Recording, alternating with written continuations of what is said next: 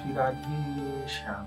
1 मई 2026 शुक्रवार को वैशाख शुक्ल पूर्णिमा की पावन तिथि है, जिसको माधवी पूर्णिमा भी कहते हैं, बुद्ध पूर्णिमा भी कहते हैं। बुद्ध भगवान का भी आविर्भाव इसी दिन हुआ है। और सबसे जो मुख्य बात है वह यह है कि यह तिथि हमारे प्राणधन वृंदावन के स्वयंभू ठाकुर श्री राधा रमण लाल जी के प्राकट्य की तिथि है। कथा आप सब जानते हैं। श्री गौर हरि की आज्ञा से, कृपा से श्री गोपाल भट्ट गोस्वामी जी श्री शालिग्राम जी की सेवा किए और उन्हीं शालिग्राम जी की सेवा करते हुए श्री कृष्ण श्यामा श्याम गोपाल भट्ट जी पर द्रवीभूत हुए। और जैसे प्रहलाद जी की पुकार सुन करके खंबे से नरसिंह भगवान प्रकट हुए, ऐसे गोपाल भट्ट जी के हृदय की व्याकुलता को देख करके श्री शालिग्राम जी से राधा रमण लाल जी प्रकट हुए। लेकिन विशेषता ये है कि नरसिंह भगवान प्रहलाद जी की पुकार से प्रकट तो हुए, पर दर्शन केवल